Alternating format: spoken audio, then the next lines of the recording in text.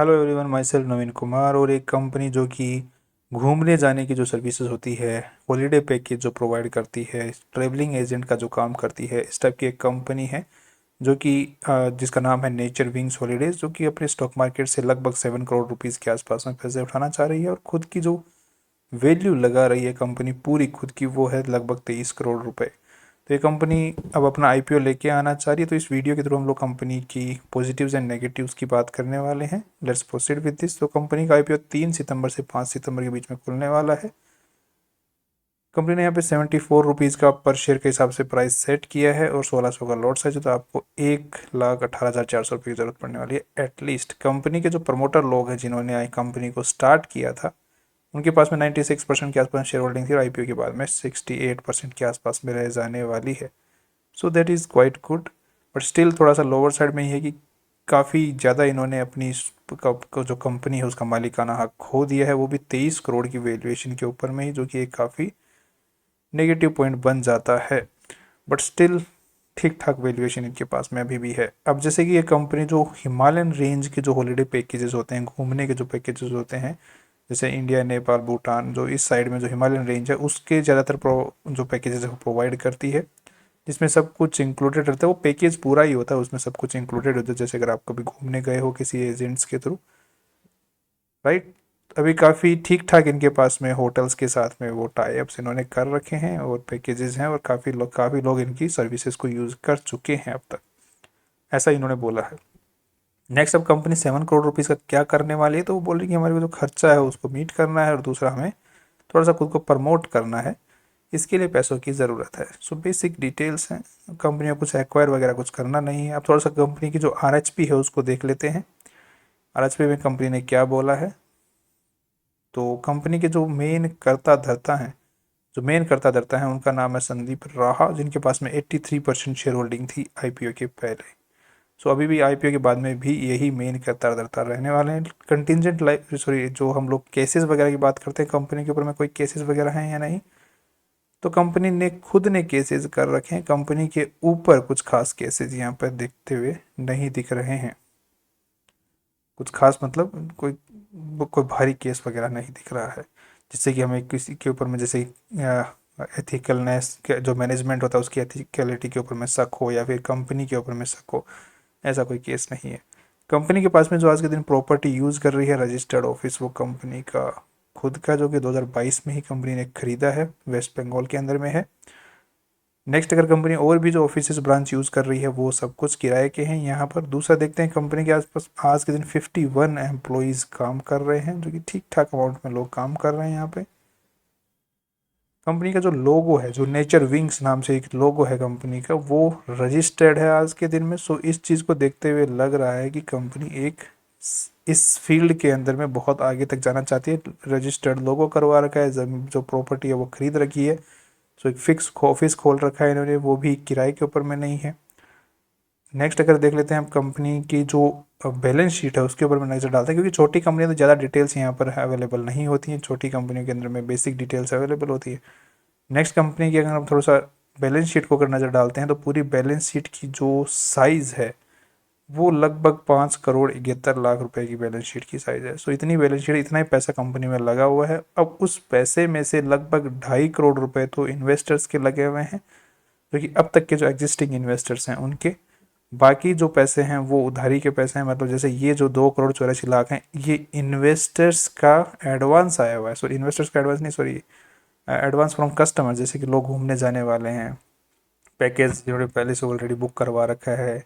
कई बार कंपनियां होती हैं वो पैकेज बुक करवाती हैं अपने एम्प्लॉयज़ को घुमाने लेके जाने के लिए। इस टाइप से जो ऑलरेडी एडवांस आ रखा है, तो वो 2,67,00,000 के आसपास में है।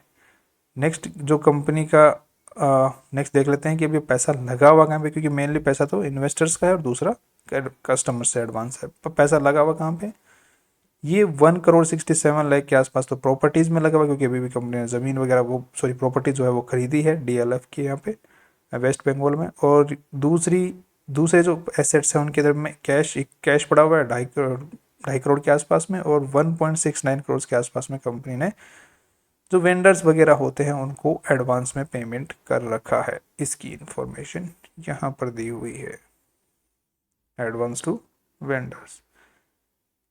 बाकी छोटे मोटे और भी चीज़ों में कंपनी ने पैसे लगा रखे हैं, जैसे गवर्नमेंट अथॉरिटीज़ में पैसा पड़ा हुआ है।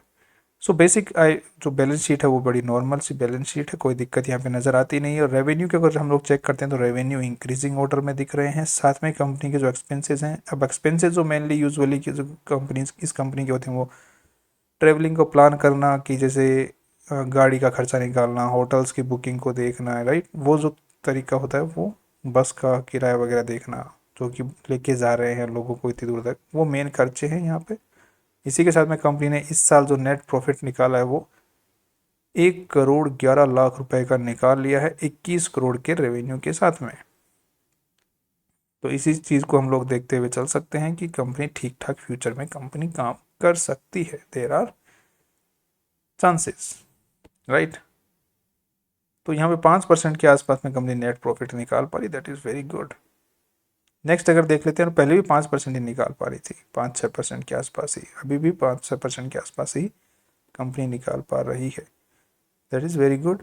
फ्यूचर में जैसे जैसे कंपनी का रेवेन्यू बढ़ेगा, और रेवेन्यू देखो ये पर्टिकुलर जो सेक्टर है ना, मैं इस सेक्टर कंपनी इस सेक्टर को लेके बहुत ही पॉजिटिव हूँ, क्योंकि जैसे जैसे इंडिया के अंदर में लोगों की इनकम बढ़ेगी तो डिस्पोजेबल इनकम बढ़ेगी, डिस्पोजेबल इनकम बढ़ेगी तो लोग साइड से ही घूमने जाना पसंद करेंगे, घूमने जाना पसंद करेंगे। तो आजकल कोई मगजमारी नहीं लेना चाहता कि यार वहाँ जाओ होटल मैं ही देखूँ, तो ऑलरेडी एजेंसी के थ्रू ही लोग जाना चाहते हैं कि जो सारी मगजमारी देखे। बस ये हम लोग तो ये चाहते हैं कि बस हम घूमें, हमको बस तुम्हें बता दो कौन कौन सी चीज़ें घूमने वाली हैं, बस तुम्हें सब कुछ कर दो, हम तो बस जाके घूमें। सब लोग यही चाहते हैं। तो ऐसी आने वाले टाइम के अंदर में ऐसी कंपनियों की जो डिमांड है फ्यूचर में बढ़ सकती है, जो कि I think it's a very good thing. और कंपनी का जो रेवेन्यू है उसके अंदर में ये चीज़ दिख भी रही है, और फ्यूचर में इस चीज़ के बढ़ने की भी चांसेस दिख रहे हैं। सो ओवरऑल देखा जाए तो मैं इस कंपनी को लेके पॉजिटिव हूँ, और कंपनी का जो प्रॉफिट आफ्टर टैक्स जो रेवेन्यू स्ट्रक्चर है वो भी काफ़ी पॉजिटिव है। अब एक चीज़ को और चेक कर लेते हैं, कंपनी के यहाँ पे कैश फ्लो को अगर चेक करते हैं तो कंपनी का कैश फ्लो भी पॉजिटिव है। Now that's fine, that's very good.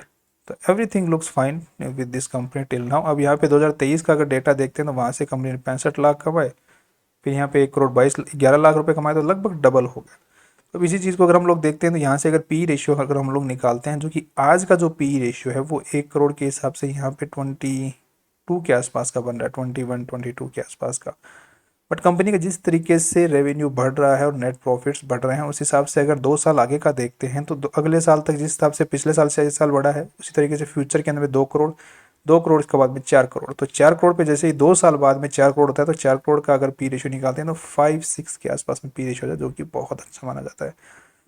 और वो भी 2 साल आगे की फ्यूचर के अंदर में देख लेते हैं, इस सेक्टर की जो कंपनियां हैं उनके चांदी होने के चांसेस फ्यूचर में दिख रहे हैं, देर आर चांसेस। तो I am being positive on this company, कि ये जो मैनेजमेंट है वो मुझे सीरियस लग रहा है बिजनेस को लेते हुए, और कंपनी फ्यूचर में रेवेन्यू अच्छा करती हुई दिख रही है, और डेटा भी सही बोल रहा है। So I am positive on the short term and also on the longer term, जिस हिसाब से जिस वैल्यू के ऊपर में कंपनी आईपीओ लेके आई है। तो आज के हिसाब से थोड़ा सा एक बार कंपेयर करके भी देख लेते हैं, जो ऑलरेडी एग्जिस्टिंग कंपनी है उसके हिसाब से। तो यहाँ पे 21 के आसपास का पी रेशियो है, और जो पी बी रेशियो है कंपनी का वो है 2.65। आज की वैल्यू है 7 करोड़, यहाँ पे और उठा रही है तो लगभग 9 करोड़ रुपए, तो 9 × 9 = 27, तो 2.5 के आसपास का पी बी रेशियो आ रहा है, और 21 का पी रेशियो। तो इसका जो पी रेशियो 41 का है, और पी बी रेशियो है इसका 1.72 का है, जो कि अपने वाली कंपनी का 2.5 के आसपास का आ रहा है। तो यहाँ पर ओवरऑल अगर देखा जाए जिस हिसाब से रेवेन्यू ग्रोथ है, तो इसका भी एक बार रेवेन्यू ग्रोथ का हम लोग एक बार चेक कर लेते हैं। इसका कुछ खास रेवेन्यू ग्रोथ है नहीं, बट अपने वाले का रेवेन्यू ग्रोथ है जो कंपनी आईपीओ लेके आ रही है। तो ओवरऑल जो दिख रहा है on the basis of comparison also there are chances कि कंपनी यहाँ से डबल हो सकती है।